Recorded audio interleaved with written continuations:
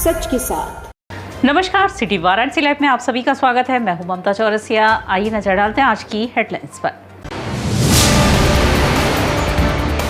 ज्येष्ठ अमावस्या पर पति की लंबी उम्र के लिए महिलाओं ने रखा वट सावित्री व्रत। बरगद के पेड़ की 108 बार परिक्रमा कर सुहाग के रक्षा की कामना। पीएम मोदी के आह्वान पर नगर निगम ने शुरू किया नो फ्यूल डे अभियान। महापौर पैदल तो ई स्कूटी से दफ्तर पहुंचे नगर आयुक्त।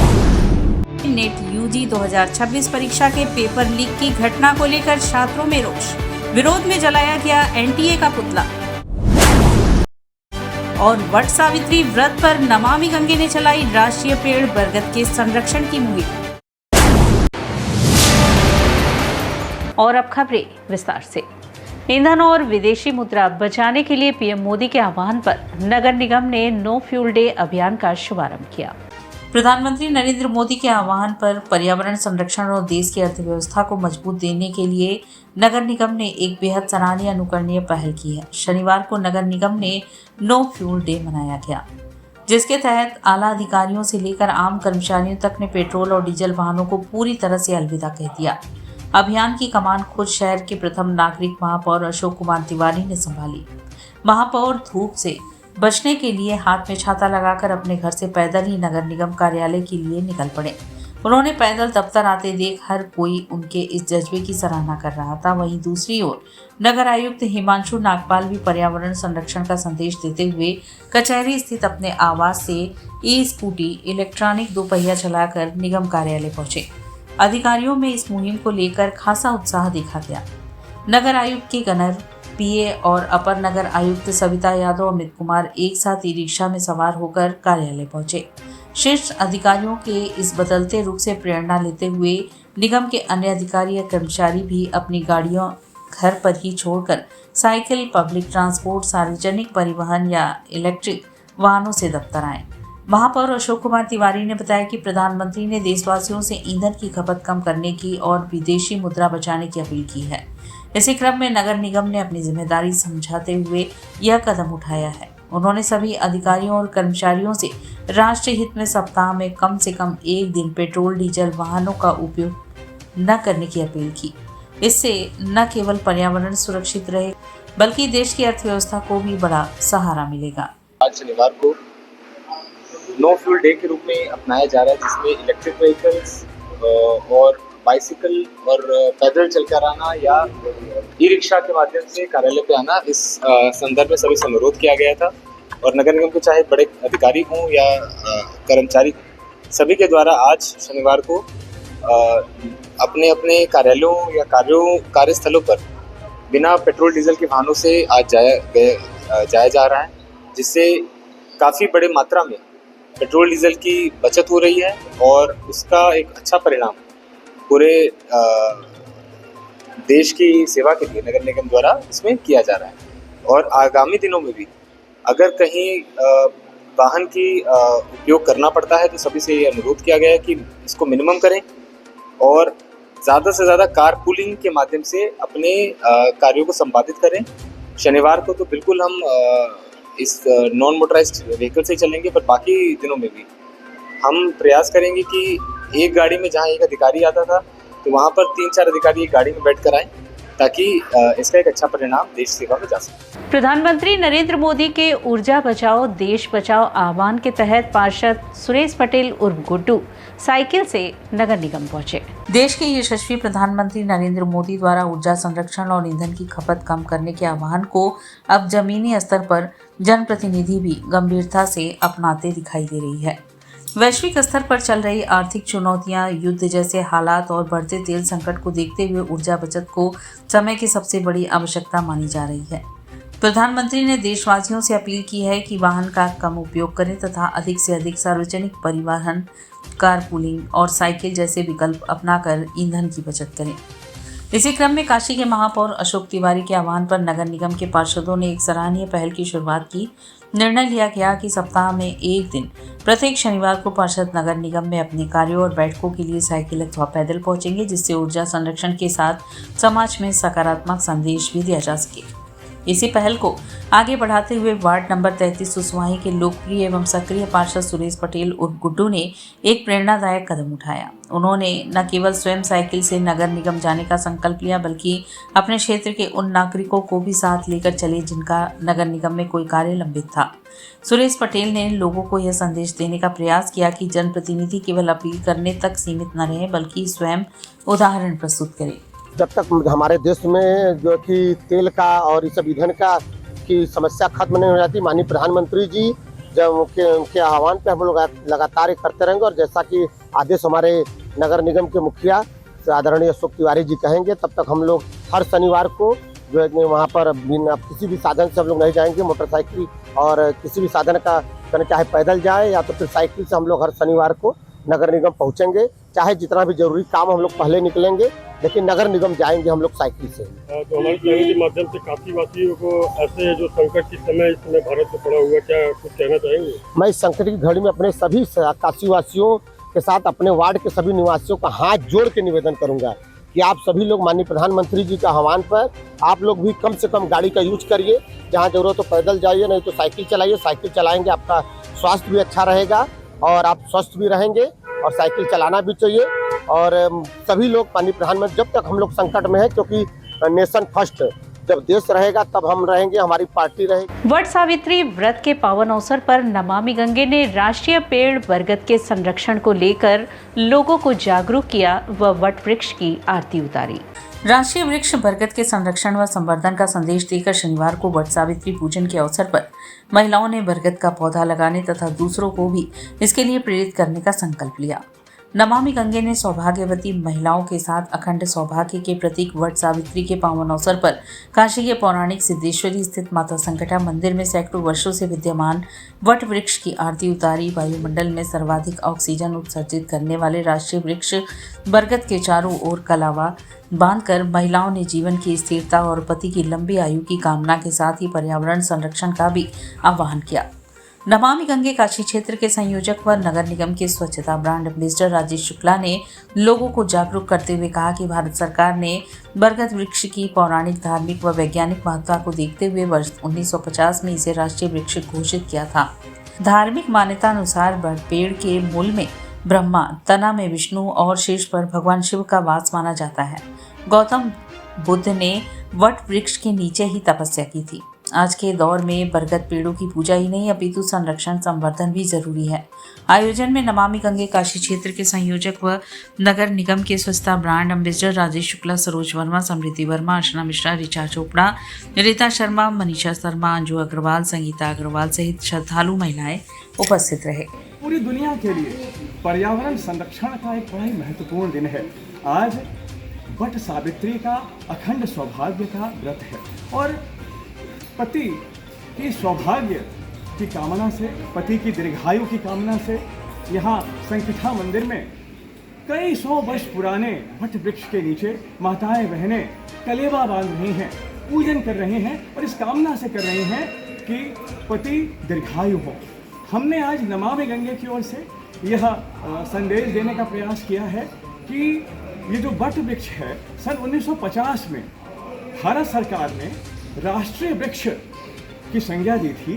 उस वृक्ष की संरक्षण और संवर्धन भी जरूरी है। ऐसे वट वृक्ष को, जो कि हमारा राष्ट्रीय वृक्ष है, उसका संवर्धन और संदेश देकर हम सबसे ज़्यादा जो ऑक्सीजन उत्सर्जित करता है यह वृक्ष, 90% दिन भर में जो सबसे ज़्यादा ऑक्सीजन उत्सर्जित करता है वह बरगद का वृक्ष होता है। और इनके संरक्षण की कामना से माताओं बहनों ने यहाँ संरक्षण के लिए कलेबा बांधा है और पति की दीर्घायु की कामना की है। वाराणसी में इन दिनों जनगणना का कार्य तेजी से शुरू हो गया है। चितईपुर थाना क्षेत्र के सुसवाही पंचायत भवन में सर्वे अभियान चलाया जा रहा है। आगामी जनगणना 2027 को लेकर देश भर में तैयारियां तेज हो गई हैं। इसी क्रम में वाराणसी के चितईपुर थाना क्षेत्र अंतर्गत सुसवाही पंचायत भवन में भी जनगणना का कार्य तेजी से संचालित किया जा रहा है। सरकार द्वारा घर घर जाकर लोगों की जानकारी एकत्र करने के लिए प्रगणकों की ड्यूटी लगाई गई है, ताकि प्रत्येक परिवार का सही और सटीक आंकड़ा तैयार किया जा सके। सुसवाही पंचायत भवन में प्रगणक के रूप में मंजू तिवारी की ड्यूटी वर्ष 2026 से 27 तक के लिए लगाई गई है। उन्होंने बताया कि जनगणना का कार्य बेहद महत्वपूर्ण और जिम्मेदारी भरा है। इसके तहत प्रत्येक घर और हर परिवार तक पहुंचकर उनकी जानकारी दर्ज की जाएगी। उन्होंने कहा कि फिलहाल 7 तारीख से 21 तारीख तक विशेष अभियान चलाया जा रहा है, जिसमें परिवारों को अपनी जानकारी स्वयं ऑनलाइन माध्यम से भरनी होगी। मंजू तिवारी ने बताया कि इस जनगणना प्रक्रिया में प्रत्येक परिवार को कुल 34 प्रश्नों के उत्तर देने हैं। इसके लिए सरकार द्वारा एक विशेष ऑनलाइन पोर्टल तैयार किया गया है। परिवारों को गूगल पर जाकर सेंसस 2027 पोर्टल खोलना होगा और वहां मांगी गई जानकारी भरनी होगी। जानकारी दर्ज करने के बाद परिवार को एक 12 अंकों का विशेष कोड प्राप्त होगा। जनगणना कर्मचारी के प्रांगणिक संबंधित घर पहुंचेंगे, तब परिवार को वही 12 अंकों का कोड दिखाना या बताना होगा, जिसके आधार पर उनकी जानकारी सत्यापित की जाएगी। उन्होंने यह भी कहा कि लोगों को किसी प्रकार की घबराहट या भ्रम में आने की आवश्यकता नहीं है। जनगणना का उद्देश्य केवल देश की वास्तविक जनसंख्या और सामाजिक स्थिति का आंकलन करना है। इसमें प्राप्त जानकारी पूरी तरह गोपनीय रखी जाएगी और इसका उपयोग केवल सरकारी योजनाओं एवं विकास कार्यों के लिए किया जाएगा। विशेषज्ञों के अनुसार जनगणना किसी भी देश की विकास योजनाओं की ऋण मानी जाती है। शिक्षा, स्वास्थ्य, रोजगार, सड़क, बिजली, पानी और अन्य सरकारी योजनाओं के निर्माण में जनगणना के आंकड़ों का विशेष महत्व होता है।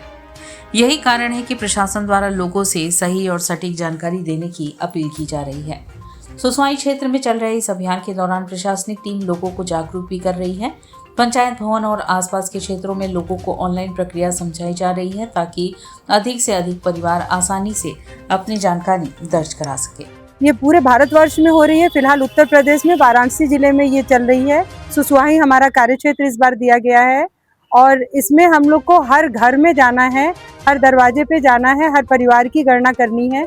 फिलहाल अभी स्वगणना 7 तारीख से 21 तारीख तक करनी है, जिसमें प्रत्येक परिवार को अपने 34 प्रश्नों का जवाब स्वयं देना है और इसको गूगल पे जा करके सेंसस का जो 2027 का पोर्टल है उस पे देना है और इसमें ये लोग आसानी से अपना दे सकते हैं, जिसमें 12 नंबर का एक कोड दिया जाएगा, जिसको जब प्रगणक आपके घर पे आएंगे तो उनके साथ शेयर करना है, जिससे समय की भी बचत होगी और बहुत एक्यूरेसी के साथ आप अपने सारे डाटा दे सकते हैं। निजी स्कूलों के मनमानी फीस के खिलाफ एबीवीपी ने हल्ला बोलकर मुख्यमंत्री के नाम ज्ञापन सौंपा व मांगे पूरी नहीं हुई तो उग्र आंदोलन की चेतावनी दी। अखिल भारतीय विद्यार्थी परिषद के कार्यकर्ताओं ने वाराणसी में निजी स्कूलों और कॉलेजों की कथित मनमानी फीस वसूली के खिलाफ जोरदार प्रदर्शन किया। छात्रों ने धरना देकर जिलाधिकारी के माध्यम से मुख्यमंत्री को संबोधित ज्ञापन सौंपा और शिक्षा के नाम पर हो रही लूट पर तत्काल रोक लगाने की मांग की। प्रदर्शन के दौरान छात्र नेताओं ने आरोप लगाया कि जिले के कई निजी शिक्षण संस्थान नियमों को ताक पर रखकर विद्यार्थियों और अभिभावकों से मनमाने तरीके से फीस वसूल कर रहे हैं। कार्यकर्ताओं का कहना था कि एक कक्षा से दूसरी कक्षा में जाने पर छात्रों से जबरन रीएडमिशन फीस ली जाती है। इसके अलावा किताब, कापियां और स्कूल ड्रेस भी निर्धारित दुकानों से खरीदने का दबाव बनाया जाता है, जिससे अभिभावकों पर अतिरिक्त आर्थिक बोझ पड़ता है। प्रदर्शन का नेतृत्व कर रहे छात्र नेता प्रियांशु वर्मा ने कहा कि महंगाई के इस दौर में गरीब और मध्यम वर्गीय परिवार पहले से आर्थिक दबाव झेल रहा है। ऐसे में निजी स्कूलों की मनमानी में अभिभावकों की परेशानियां और बढ़ा दी हैं। उन्होंने कहा कि शिक्षा सेवा के माध्यम होनी चाहिए, व्यापार का नहीं। धरना प्रदर्शन के दौरान छात्रों ने रीएडमिशन फीस वापस करो, अभिभावकों का शोषण बंद करो और शिक्षा के नाम पर लूट बंद करो जैसे नारे लगाए। हाथों में तख्तियां लेकर छात्रों ने निजी स्कूल प्रबंधन के खिलाफ जमकर विरोध प्रदर्शन किया। विद्यार्थी परिषद ने चेतावनी दी कि यदि प्रशासन और सरकार ने जल्द कोई ठोस कदम नहीं उठाया तो आंदोलन को चरणबद्ध तरीके से और व्यापक बनाया जाएगा। संगठन ने कहा कि जरूरत पड़ने पर जिले भर में उग्र प्रदर्शन किए जाएंगे और निजी स्कूलों की मनमानी के खिलाफ सड़क से लेकर प्रशासनिक कार्यालय तक संघर्ष जारी रहेगा। हमारे यहाँ कोई भी ऐसा विद्यालय नहीं है जो इस मानक को पूरा करता है। 25% मुफ्त शिक्षा देने का कार्य करता है। आप देखते होंगे प्राइवेट विद्यालयों में हर वर्ष की पुस्तकों की पब्लिकेशन बदल जाती है। आप कौन सी ऐसी पढ़ाई करा रहे हैं कि हर वर्ष किताब बदलने की आवश्यकता पड़ती है। हर वर्ष आप विद्यालय का यूनिफॉर्म बदलने की आवश्यकता पड़ती है। अलग अलग फीस एक्टिविटी के नाम पर पैसे लेने का कार्य किया जाता है। हर वर्ष री एडमिशन के नाम पर पैसे लेने का कार्य किया जाता है। विद्यार्थी एक बार जब एडमिशन ले लिया तो दोबारा री एडमिशन के नाम पर उसे पैसे लेने का क्यों कार्य किया जाता है। इन सब विषयों को लेकर आज विद्यार्थी परिषद यहाँ पे आंदोलन के लिए बाध्य हुआ और आंदोलन कर रहा है और डीएम को ज्ञापन देने के लिए आया है। और हमारी यह मांग है कि जो भी बीएसए या जो भी अधिकारी इसमें संलिप्त है, अगर जांच करते हैं, पैसा लेकर वो मान जाते हैं, विद्यालयों में कार्रवाई नहीं करते हैं, उन अधिकारियों पे भी कार्रवाई होनी चाहिए। नीट यूजी 2026 परीक्षा के पेपर लीक की घटना के विरोध में एनटीए का पुतला दहन हुआ। नीट यूजी 2026 परीक्षा के पेपर लीक की घटना एवं एनटीए की लापरवाही के विरोध में श्री हरिश्चंद्र स्नातकोत्तर महाविद्यालय के छात्रों द्वारा विरोध प्रदर्शन किया गया, जिसमें अहम मुद्दा छात्रों के भविष्य के साथ खिलवाड़ कर रहे एनटीए के चीफ एवं केंद्रीय शिक्षा मंत्री धर्मेंद्र प्रधान के खिलाफ भारी आक्रोश दिखा और छात्रों ने आक्रोशित होते हुए एनटीए के पुतले को जलाया व कड़ा विरोध किया, जिसमें मुख्य रूप से रोहित यादव, विशाल सिंह, विवेक कुमार, रवि गुप्ता, अभय यादव, अभिषेक यादव, अतुल सेठ, शिवम तिवारी, सुनील यादव, मोहित सेठ, करण कुमार, आशीष यादव शामिल थे। पति की लंबी उम्र की कामना के साथ महिलाओं ने वट सावित्री का व्रत रखा। धर्म की नगरी काशी में शनिवार की सुबह से ही श्रद्धा और भक्ति का अद्भुत दृश्य देखने को मिला। वट सावित्री व्रत के अवसर पर महिलाओं ने अपने पति की लंबी उम्र, सुख समृद्धि और अखंड सौभाग्य की कामना के साथ विधि विधान से पूजा अर्चना की। शहर के विभिन्न मंदिरों और वट वृक्षों के पास सुबह से ही महिलाओं की भीड़ जुटी रही। महिलाओं ने व्रत रखकर वट वृक्ष यानी बरगद के पेड़ के नीचे पूजा की तथा कच्चे सूत से 7, 11, 51 और 108 बार परिक्रमा की। इस दौरान महिलाओं ने दीप प्रज्वलित कर सावित्री और सत्यवान की कथा सुनी। पूजा के समय मौसमी फल, श्रृंगार सामग्री और अन्य पूजन सामग्रियां भी वट वृक्ष के नीचे अर्पित की गई। महिलाओं ने कहा कि यह व्रत पति की दीर्घायु और परिवार की सुख शांति के लिए रखा जाता है। पूजा के दौरान महिलाओं में विशेष उत्साह देखने को मिला। पारंपरिक परिधानों और श्रृंगार में सजी महिलाएं पूरे श्रद्धा भाव के साथ पूजा में शामिल हुई। कई स्थानों पर सामूहिक रूप से कथा श्रवण और भजन कीर्तन का आयोजन भी किया गया। पौराणिक मान्यताओं के अनुसार भद्र देश के राजा अश्वपति की कोई संतान नहीं थी। संतान प्राप्ति के लिए उन्होंने वर्षों तक कठिन तप और यज्ञ किया। उनकी तपस्या से प्रसन्न होकर देवी सावित्री ने उन्हें एक तेजस्वी कन्या होने का वरदान दिया। देवी की कृपा से जन्म लेने के कारण कन्या का नाम सावित्री रखा गया। युवावस्था में सावित्री ने सत्यवान को अपने पति के रूप में चुना। उसी समय देवर्षि नारद ने भविष्यवाणी की कि सत्यवान की आयु बहुत कम है और विवाह के कुछ वर्षों बाद उनकी मृत्यु हो जाएगी। यह जानने के बाद भी सावित्री अपने निर्णय पर अडिग रही और सत्यवान से विवाह किया। समय बीतने के साथ सावित्री को अपने पति की मृत्यु का समय ज्ञात हो गया। उन्होंने कठिन व्रत और तपस्या शुरू कर दी। जिस दिन सत्यवान की मृत्यु हुई उस दिन यमराज स्वयं उनके प्राण लेने पहुंचे। सावित्री अपने पति के प्राण वापस पाने के लिए यमराज के पीछे पीछे चलती रहीं। उनकी निष्ठा, समर्पण और प्रतिव्रता धर्म से प्रसन्न होकर यमराज ने उन्हें कई वरदान दिया। सावित्री ने सबसे पहले अपने अंधे सास ससुर की आंखों की रोशनी और उनके दीर्घायु होने का वर मांगा। दूसरे वरदान में उन्होंने पति का खोया हुआ राजपाट वापस मांगा। अंत में सावित्री ने 100 पुत्रों का वरदान मांगा। यमराज ने जब यह वरदान दे दिया तो उन्हें सत्यवान के प्राण भी वापस लौटाने पड़े। तभी से वट सावित्री व्रत को अखंड सौभाग्य और पति की लंबी आयु का प्रतीक माना जाता है। मैं आज वट सावित्री व्रत का मैंने व्रत किया है और मैं पूजा करने आई हूँ। तो इस पूजा का बहुत ज़्यादा महत्व है हम सुहागिनों के लिए, ताकि हमारे पति की लंबी उम्र हो सके और कोई भी उन पे मुसीबत ना आए, कोई कष्ट ना आए। जो भी कष्ट है वो वर देवता हर दें। और जैसे सावित्री ने सत्यवान को, उनके प्राणों को यमराज से छीन लिया था, तभी से व्रत चला आ रहा है। तो ये पूजा किए बिना किसी सुहाग का कोई व्रत या कोई पूजा पाठ अधूरा है, पूरा नहीं है वो। तो ये हमेशा चलता रहा है। हम सुहागिनों की कामना है कि ये हमारा जो है व्रत है वट सावित्री का, ये हमेशा चलता रहे। जब तक हमारी आंखें खुली हैं तब तक हर सुहागिन का चलता रहे। भाई और बहनें अपने सौभाग्य की कामना के लिए यह व्रत करती हैं। तो यह व्रत जो है व्रत इस समय जो है आज शनिवार दिन है, अमावस्या की पुण्यतिथि है। आज जो है 3 दिवसीय व्रत सावित्री का जो है व्रत होता है। और आगे अभी फिर जो है ज्येष्ठ, शुद्ध ज्येष्ठ शुक्ल पक्ष में भी वट सावित्री का दक्षिणार्थ वट सावित्री फिर जो है व्रत है उसका बड़ा ही अमावस्या पुण्यतिथि का और शनिवार का बड़ा ही जो है संयोग मिला है। और इस संयोग जो है बड़ा ही उत्तम है। और वट सावित्री व्रत अपने पति की दीर्घायु की कामना के लिए माताएं और सौभाग्य की माताएं बहनें करती हैं। और यहाँ वक्त चला है एक छोटे से ब्रेक का। मिलते हैं ब्रेक के बाद। वाराणसी लाइव, सच के साथ।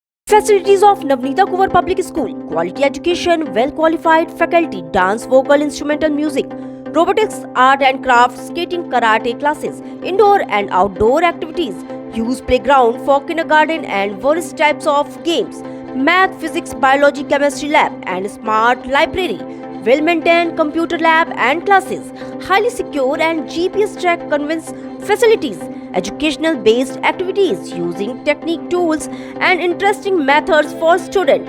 Navneeta Kuwar Public Schools, Swahi near BHU Hyderabad Gate, Varanasi. Mobile number 7311128462. Navneeta Kuwar Public School. Varanasi live, सच के साथ। और ब्रेक के बाद पुनः आपका स्वागत है।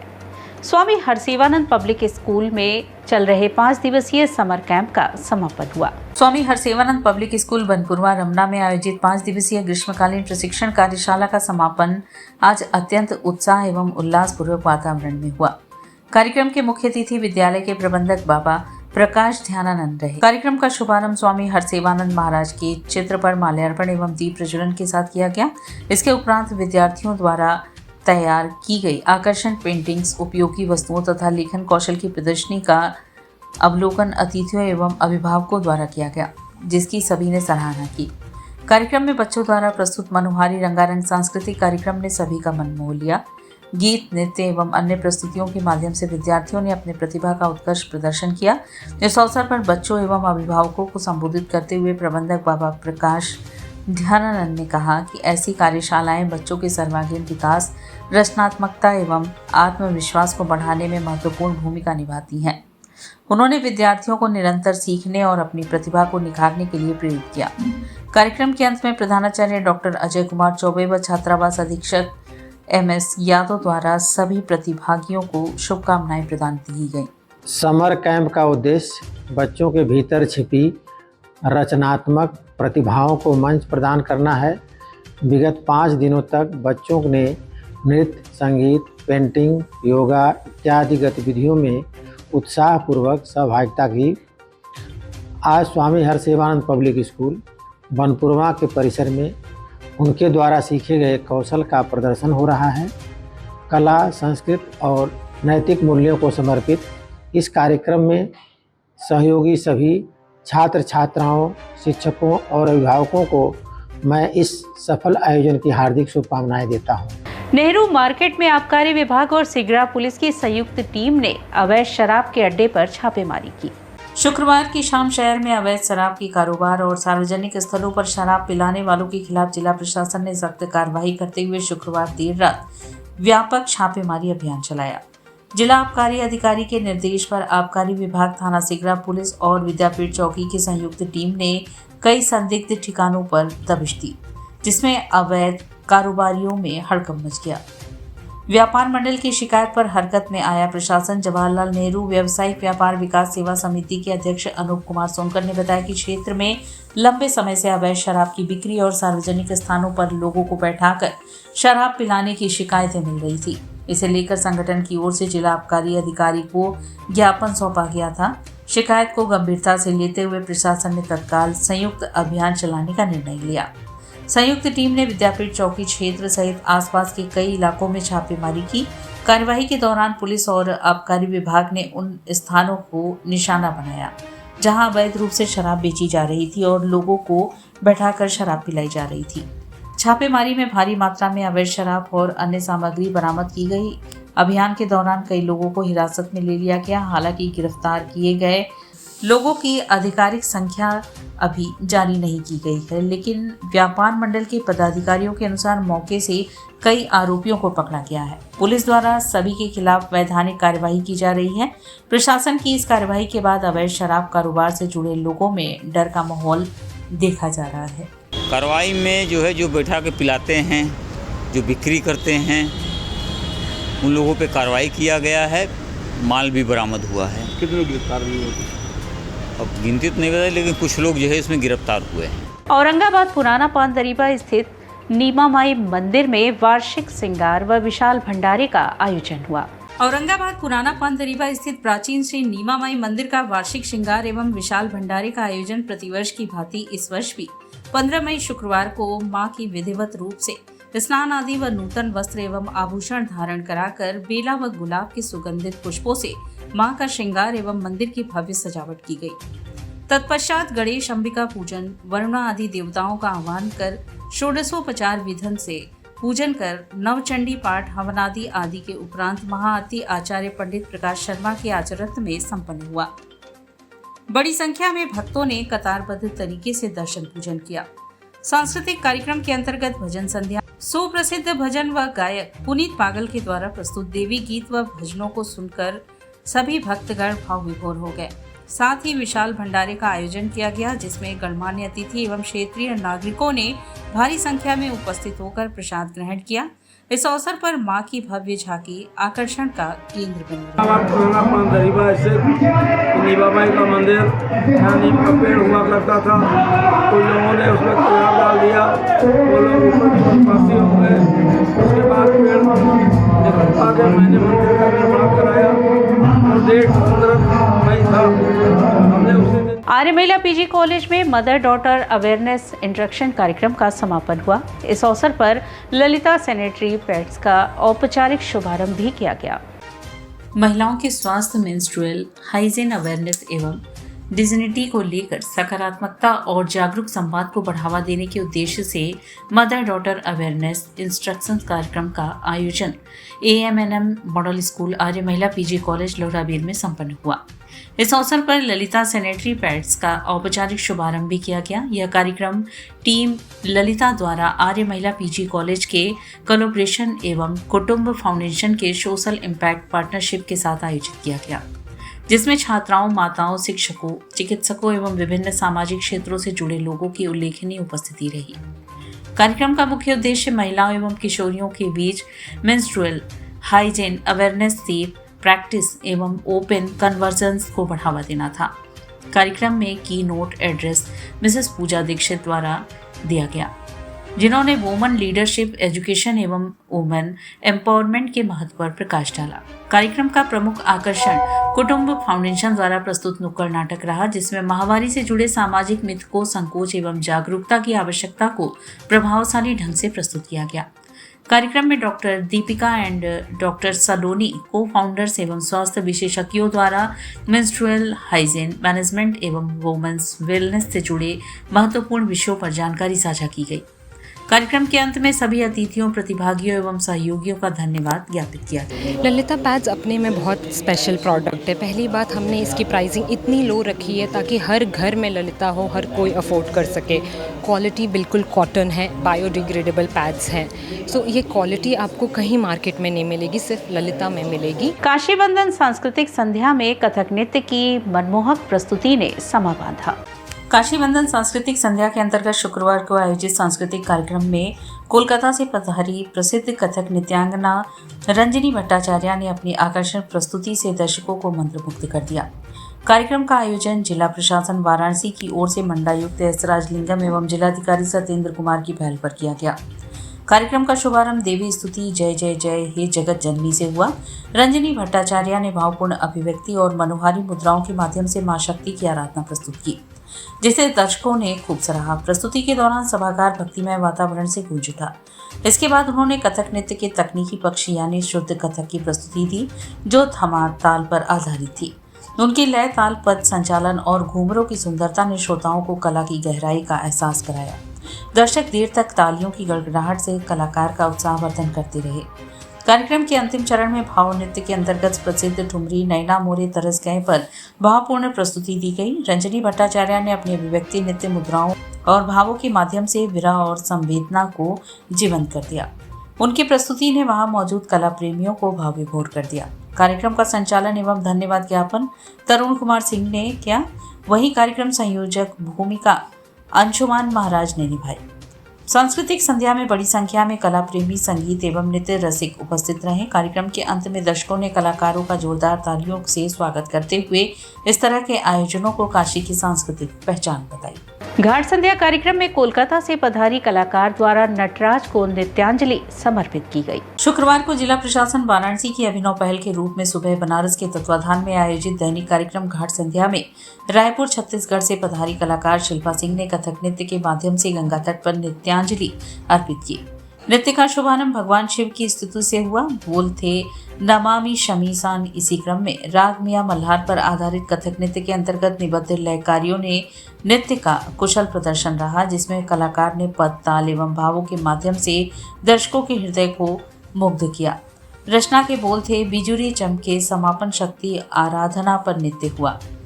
कलाकार को प्रमाण पत्र बालेश्वर तिवारी ने प्रदान किया। कार्यक्रम का संयोजन सुबह बनारस के सचिव एवं संस्थापक डॉक्टर रत्नेश वर्मा ने किया। कार्यक्रम का संचालन डॉक्टर प्रीतेश आचार्य ने किया। इस अवसर पर सुधी दर्शकगण उपस्थित रहे।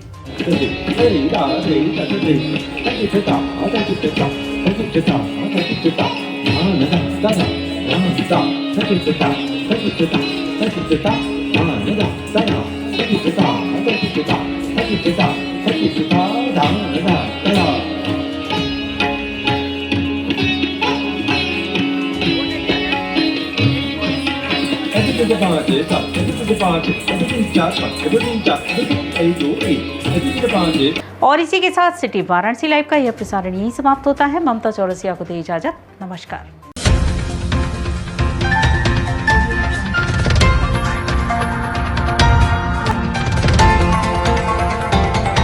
वाराणसी लाइव, सच के साथ।